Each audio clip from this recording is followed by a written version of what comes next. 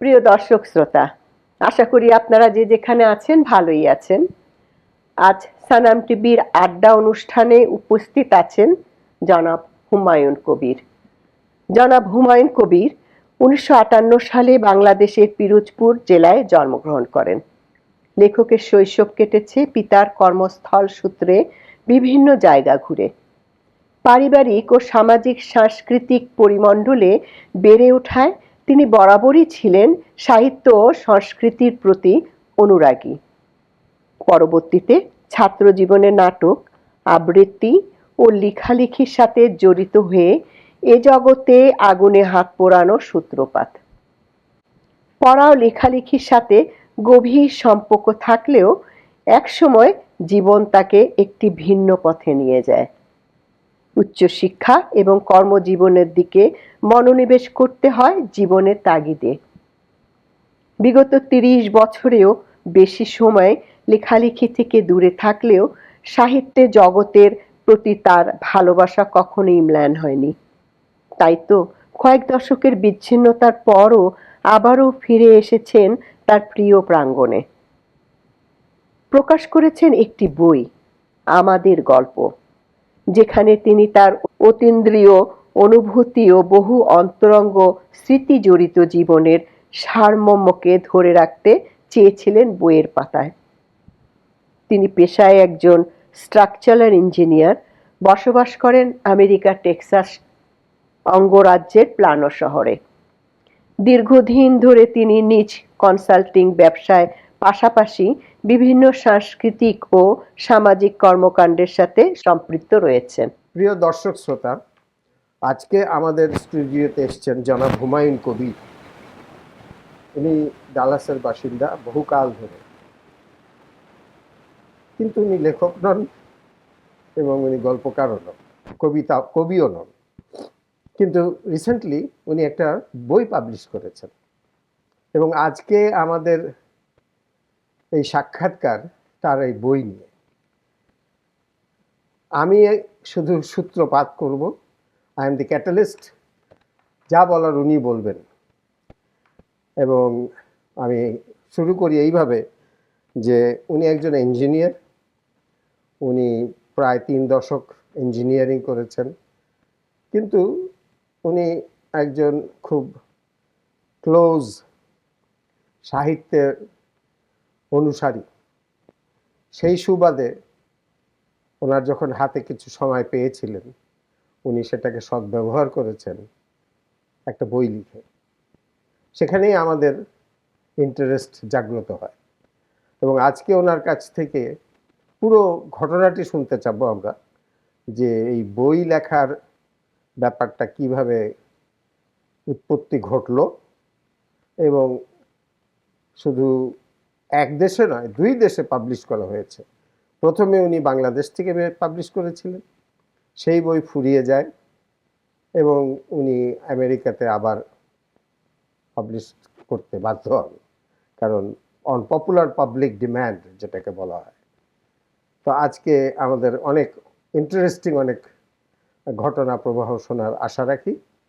আসুন আমরা হুমায়ুন কবির সাহেবকে আমাদের স্টুডিওতে আমন্ত্রণ জানাই। হুমায়ুন কবির সাহেব, আপনাকে অনেক ধন্যবাদ আমাদের স্টুডিওতে আসবার জন্য। কাদের ভাই, আপনাকেও অনেক ধন্যবাদ এন্ড আমাকে আমন্ত্রণ জানানোর জন্য। দর্শক শ্রোতা, আসসালামু আলাইকুম। আপনারা তো শুনলেনই, আমি আসলে নিজেকে কবি অথবা লেখক হিসেবে পরিচয় দেওয়ার মতো কৃতিত্ব এখনো অর্জন করতে পারিনি, কারণ আসলে একজন কবি যে সবসময় কবিতা লেখেন এবং প্রসিদ্ধ, সবাই তাকে পছন্দ করে, তার অসংখ্য ফ্যান থাকে। হ্যাঁ, লেখকও সেই রকম, তার হয়তো অসংখ্য ফ্যান থাকবে, বই প্রকাশিত হবে, অনেক কিছু। তো সেরকম কিছু না, সেরকম কিছু আমার জীবনে এখনো ঘটে নাই, যদিও এরকম ইচ্ছা আছে একদিন হয়তো কোনো একটা কিছু লিখে বাজিমাত করে দিব, আমি জানি না। তো সূত্রপাত বলতে যেটা আমি বলবো, এই গল্প যেটা আমার বইয়ে আকারে পাবলিশ হয়েছে, এটা একটা আমরা অনেকটা, প্রথমত আমরা এরকম চিন্তা করি না। আমরা এই জন্য বলছি, আমরা যখন কোভিড হয়, যখন লকডাউনের মধ্যে ছিলাম, আমাদের পরিবারের সবাই মোটামুটি সাহিত্যানুরাগী, তার বই টই পড়েন এবং বই পছন্দ করেন। তা আমরা নিজেরা একটা ক্লোজড গ্রুপ, ফেসবুক গ্রুপ করলাম। সেখানে আমরা ভাই বোন, আমার বড় বোনের মেয়ে এবং আমার প্রতিবেশী এক ভাই, বন্ধুর মতো এই 6 জন 7 জন মিলে আমরা একটা ফেসবুক গ্রুপ করলাম এবং প্রতিদিন লিখতাম লিখতাম আমাদের স্মৃতি, ছোটবেলার স্মৃতি নিয়ে, কিছু অভিজ্ঞতা নিয়ে। তো এরকম লিখতে লিখতে আমাদের প্রায় অনেক লেখা হয়ে গেল, মানে প্রায় 400-500 পাতার মতো হয়ে গেল। এখন একটা ছোট্ট বিরতি নেব। ধন্যবাদ। প্রিয় দর্শক শ্রোতা, আমরা আবার ফিরে এলাম। আহ, এবার আমরা হুমায়ুন কবির সাহেবের কাছ থেকে আবার যেখান থেকে আমরা বন্ধ করেছিলাম সেখান থেকে আবার শুরু করব। উনি আমাদেরকে তার বই লেখার পিছনের ঘটনাগুলো বিবরণ দিচ্ছিলেন, যে তারা কয়েকজন ফ্যামিলি মেম্বার মিলে লেখা শুরু করলেন, which is another very interesting একটা সিচুয়েশন, যেটা সচরাচর দেখা যায় না, যে কয়েকজন মিলে বসে একটা বই লেখা।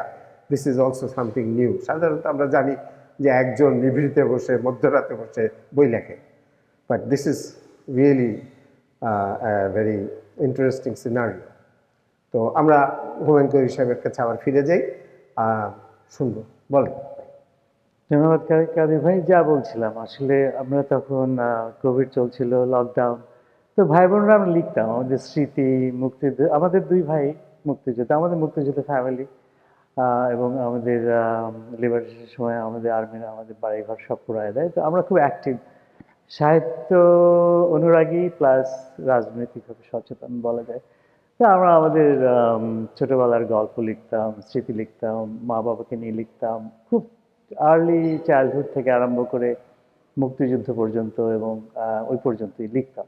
তো লিখতে লিখতে একসময় দেখলাম অনেক, মানে 300 থেকে 400 পাতা জমানো যায়, লেখা যায়, এরকম কিছু হলো। সো এই সময় হঠাৎ করে আমার মনে হলো যে এটাকে আমরা যদি স্মৃতি হিসেবে রাখতে চাই, তো ফেসবুকে রাখলে তো এটা থাকবে না। তো এটাকে কম্পাইল করা দরকার। এই কম্পাইল থেকে আমাদের মনে হলো আমরা পাবলিশ করি। তখন আমাদের কোনো অভিজ্ঞতা ছিল না। আমি জানতাম যে পাবলিশারকে ধরে বেঁধে পাওয়া খুব কঠিন, খুঁজে পাওয়া কঠিন, কারণ সেইরকম একটা ধারণা আমার ছিল। কিন্তু পাবলিশিং, আজকালকার যুগে যে পাবলিশিং এত সহজ হয়ে গেছে, সেটা আমার ধারণা ছিল না। যাই হোক, আমরা শুরু করলাম খোঁজ খবর, এবং 1-2 জনের সাথে কথা বলার পরই অনেক ক্লিয়ার হলো যে আসলে বই পাবলিশ করতে কিছুই লাগে না, লাগে শুধু টাকা। So, তো খুঁজে পেলাম আমাদের বন্ধু মারফত একজন প্রতিষ্ঠিত পাবলিশার, জাগতিক পাবলিকেশন অথবা জাগতিক পাবলিশ, হ্যাঁ আই থিঙ্ক, আমার মনে হয় জাগতিক পাবলিকেশন নামটা। তো ওদের সাথে কথা টথা বলে একটা অ্যারেঞ্জ করলাম, সেই থেকে আমাদের যাত্রা শুরু। এর মধ্যে অনেক যেটা হলো, আমরা পাবলিশ করলাম শুধু এক নামে না, আমাদের 6 ভাই বোনের নামই গল্প আছে ওখানে। আমার 11টা, আমার ভাইয়ের 2টা। আমার ভাই আবার অভিমানী মুক্তিযোদ্ধা, সে কিছুই লিখবেন না, তাকে জোর করে তার কাছ থেকে 2টা লেখা নেওয়া হলো। আর আমার বোন এবং সবাই মিলে আমরা লিখলাম এবং কম্পাইল করলাম। 2022 সালে বইমেলায় আমাদের বইটা পাবলিশ হয়। এবং বলতে গেলে আমাদের বন্ধু বান্ধব এবং অনুরাগীদের মাধ্যমেই আমরা শুধুমাত্র 300 কপি ছাপিয়েছিলাম, শেষ হয়ে গেল। কিছু নিয়ে আসছিলাম এখানে, 30-40টা বই, সেটাও নিজেদের মধ্যে আমার বন্ধু বান্ধবরা কিনে নিল।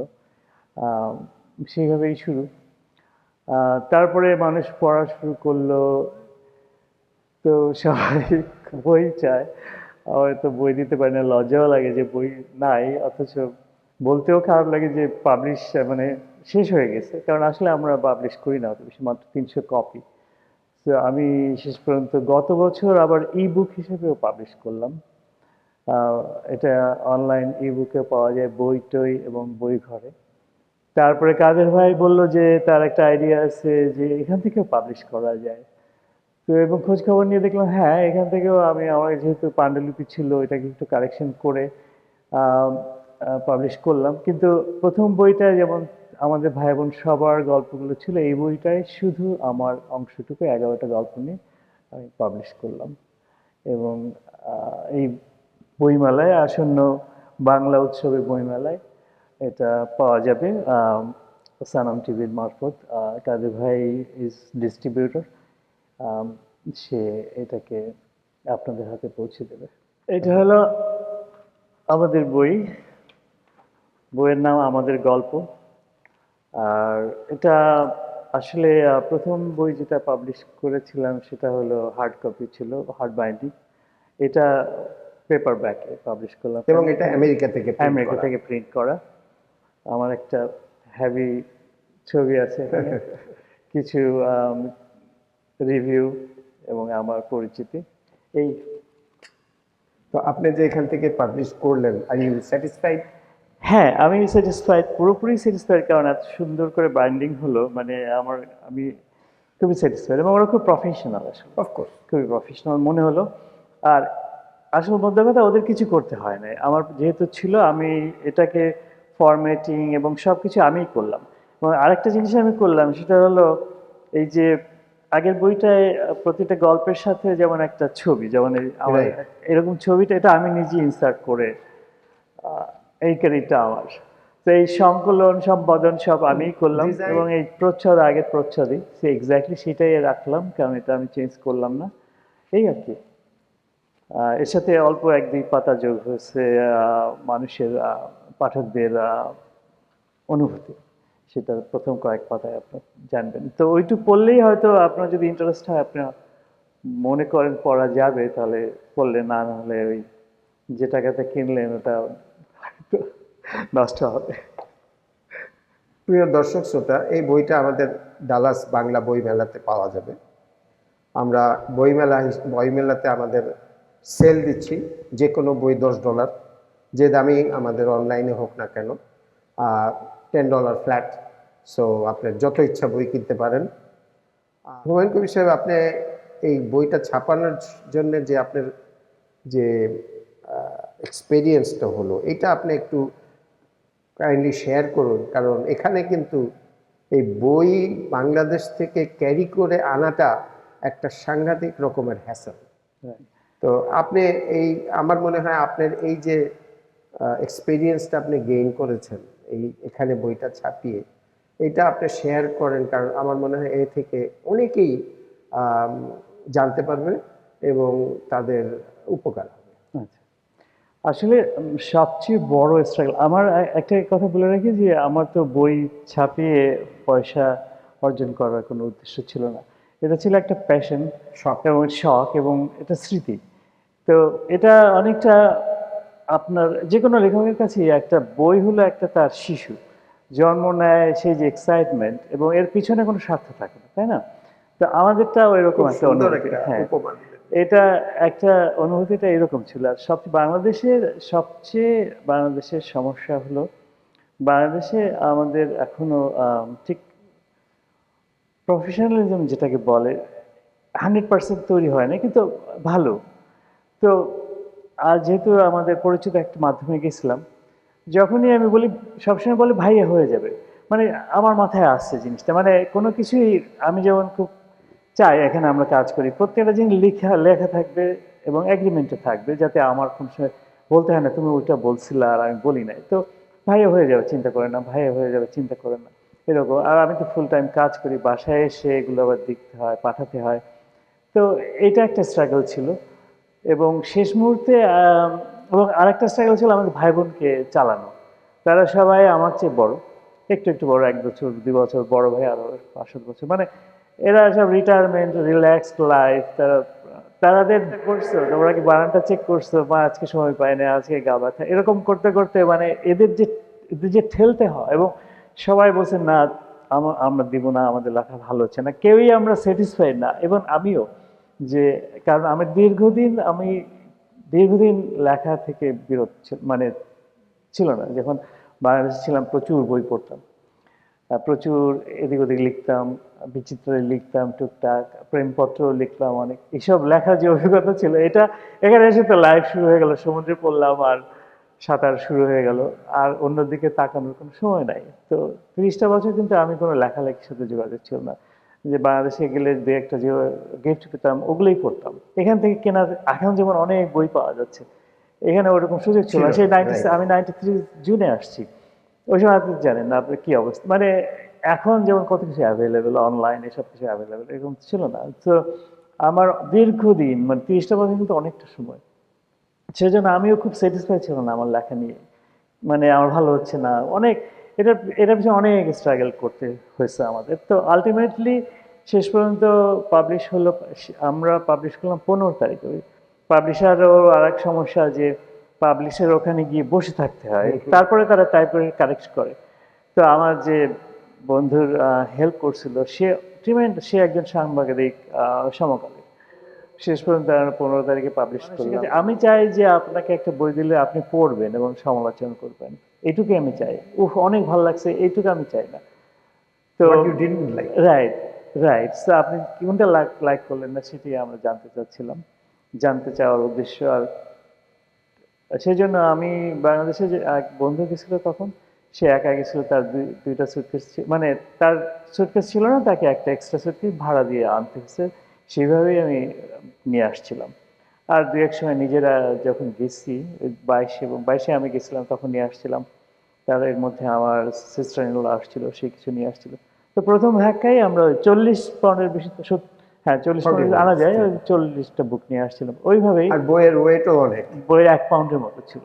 তো ওইটা ওইটা খরচ হয়েছে 40 পাউন্ড, মানে $200 ভাগ করলে বইয়ের দাম তো কোথায় ইয়ে হয়ে যায়। তবুও আমরা উই আর হ্যাপি। আপনি চিন্তা করেন $200 ডিভাইডেড বাই 40 is রাইট, $5. আপনি $5 প্রিন্ট করছেন $6। রাইট। এবং আমার বাংলা টাকায় এটা বইয়ের দাম ওরা 500 ধরলেও 375 টাকা ডিসকাউন্ট দিয়ে সেল করা হয়েছিল সবার কাছে। সো ওটা নিয়ে আমরা চিন্তা করি না, যে হলো এই যে বিরাট আনন্দ, এটা এটা এটার মধ্যে এটা কোনো কম্পারেবল কোনো সাথে কম্পেয়ার করা যায় না। এটা রাইট। কিন্তু আপনি যে কথাটা আমি জানতে চাচ্ছিলাম যে এই বইটা এখানে প্রিন্ট করার অভিজ্ঞতাটা আপনি একটু বর্ণনা দেন। এখানে প্রিন্ট করার অভিজ্ঞতা আসলে খুব একটা, ওই কাজের মধ্যে এগুলো এডিট করা, যেহেতু আমি যদি ওইভাবেই ছাপাতে পারতাম, কিন্তু আমি আবার একটু বেশি খুঁতখুঁতা। খুব খুঁতখুঁতা করতে আরেকটা বড় সমস্যা ছিল, যেমন আমার বইটা টাইপ করা ছিল ইউনিকোডে, মানে গুগল ডকে। Google doc. তো পাবলিশার যখন করে, পাবলিশার ছিল হলো বিজয়। তো ওরা যখন এটা কনভার্ট করতে গেলে সমস্ত অক্ষর ভেঙে গেল। তো এটা ছিল ওদের জন্য খুব টাফ।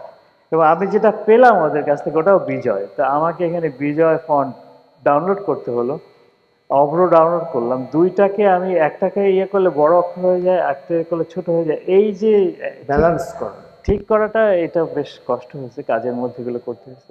দর্শক শ্রোতা, আপনারা মনে রাখবেন www.banglaboi ইংরেজিতে লিখবেন banglaboi.us।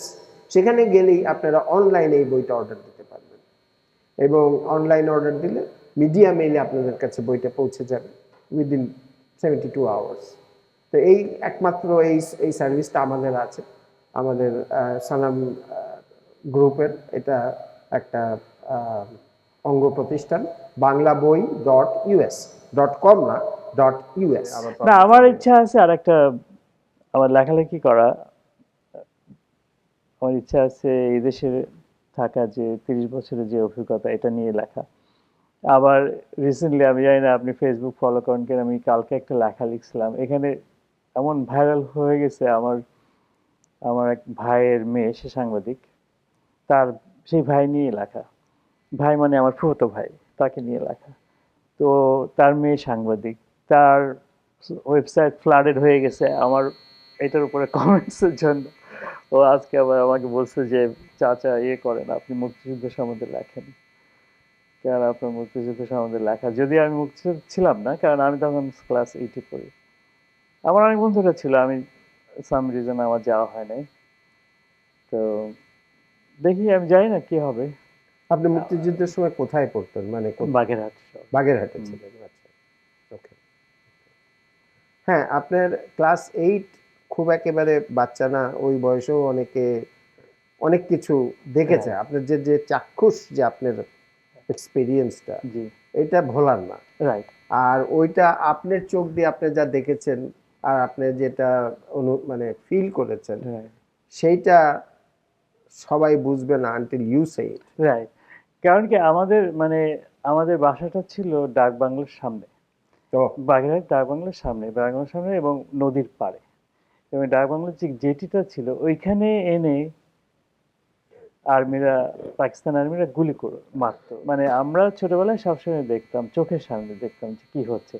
এবং আরো আমার আমি আপনাকে ওই গল্প শেয়ার করবো, আমার ভাইয়ের লেখা, মানে আমি এইখানে পাবেন ৭১-এর গল্পে, যে বাগেরহাটের অপোজিটে একটা জায়গার নাম বিষ্টুপুর, মাটিভাঙ্গা বিষ্টুপুর, এইসব এলাকায় আমার ভাই যুদ্ধ করতো।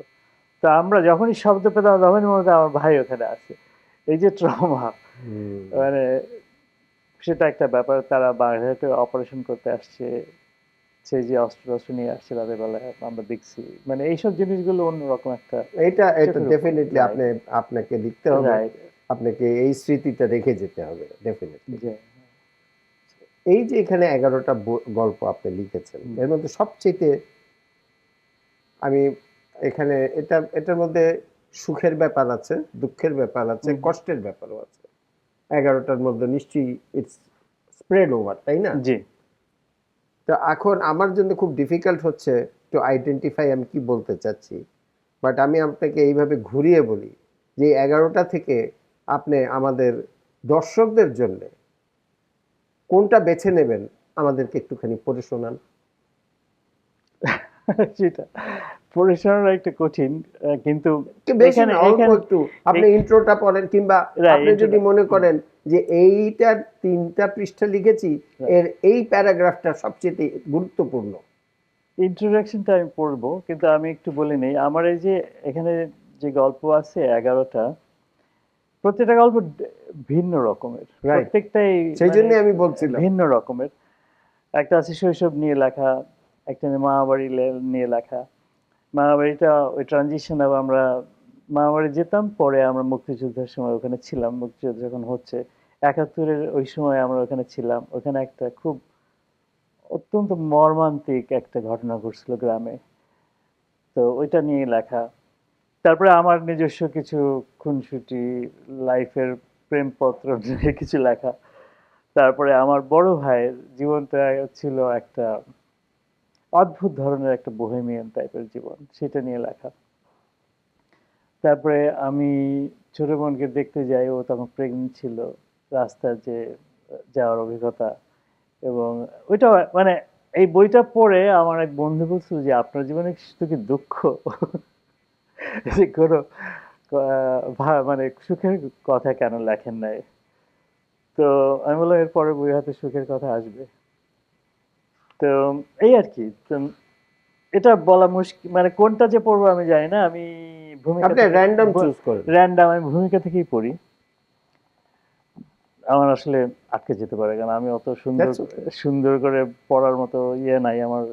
কি বলবো, যে ভূমিকাটার নামটা হলো আমার ভূমিকার পরিবর্তে।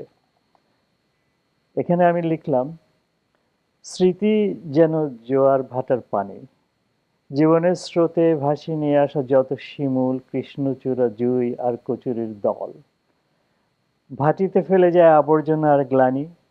প্রশ্ন জাগে, যে গ্লানি ভুলে ফুলগুলো যত্নে তুলে রাখি, তাকে কষ্ট নাকি সুখ?